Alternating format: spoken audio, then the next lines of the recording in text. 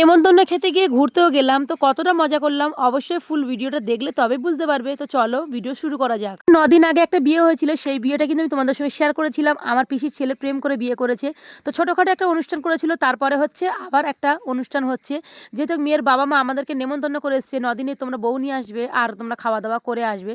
তো আজকে ফাইনালি সরস্বতী পুজোয় কোনো জায়গায় ঘুরতে যাইনি, সেই জন্য আমি আজকে শাড়ি পরেছি, যে সরস্বতী পুজোয় যাওয়া হয়নি যেকালে আজকের নেমন্তন্ন খেয়ে আমরা একটু ঘুরতে যাব।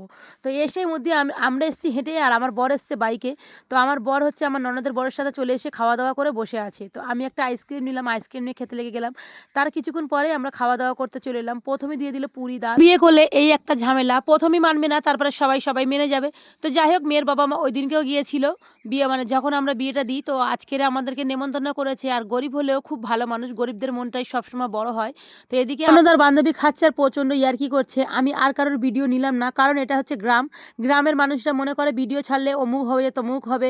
তো যাই হোক, আমি আর আমার মেয়ে খেয়ে দিয়ে নিয়ে আজকে আমরা কোথায় ঘুরতে যাব সেটা তোমরা ভিডিওটা ফুল না দেখলে বুঝবে কি করে। এখানে এতই গ্রাম নয়, শহরই, কিন্তু গ্রামের মানুষের থেকেও এদের খারাপ একটা ভাবনা, মনে করে ভিডিও করলে সে খারাপ হয়ে যায়। তো বন্ধুরা, আমি একটা কথা বলতে চাই, ভিডিও করলে কখনো খারাপ হয় না।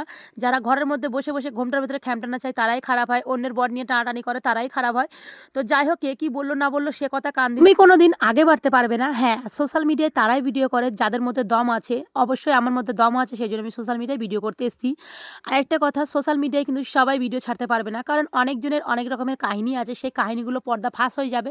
তো যাই হোক, চলে এলাম খাওয়া দাওয়া করে ঘুরতে খুব সুন্দর একটা জায়গায়, সেই জায়গাটা তোমাদের সঙ্গে শেয়ার করছি। এটা হলো আমাদের পাশেই একদম, এটা খুবই কাছাকাছি। আমরা মনে করলে প্রতিদিন আসতে পারি, কিন্তু আমাদের ভালো লাগে না, যেটা সত্যি কথা।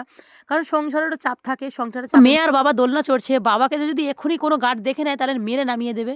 তো তারপরে দেখো আমার মেয়ে সিঁড়ি চড়ছে, জামাটা পুরো নষ্ট করে দিল। আমি তো কিছু বলিনি, চড়ছে চড়ুক। কারণ হচ্ছে বাচ্চাদের নিয়ে একটু মাঝে মাঝে পার্ক টাইপের জায়গা ঘোরালে ওদের মনটা ফ্রি হয়, খুব ভালো হয়। আমার মেয়ের গায়ে কিন্তু জ্বর ছিল, কারণ ওর সর্দি হয়েছে, আজ কিছুদিন হবে ওর জ্বর আছে। তো তার মধ্যে থেকে দেখো চড়ছে আর কতটা মজা করছে, ওর জ্বর চলে গেছে। যাই হোক, আমি এই দৃশ্যটা দেখে খুব ভালো লাগছিল আমার। সত্যি করছি, মেয়েদের জন্য বাবারা প্রচণ্ড কেয়ারিং হয়। কে আমি বলে রেখেছি, মেয়ের সাথে সবসময় বন্ধুর মতন ব্যবহার করবে।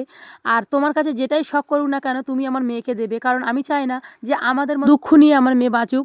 তো আমাদের জামানায় আমাদের বাবারা মনে করতো খাওয়া দাওয়া দিলে আর কাপড় জামা দিলে বাবার কর্তব্য পালনের দিনকালটা আলাদা ছিল, এখনের দিনকালটা আলাদা হয়েছে। যাই হোক, তারপরে এদিকে আমি দোলনা চললাম, অনেকগুলো ভিডিও শ্যুট করলাম, করার পরে আমরা হলাম বাইরে বের হয়ে গেলাম।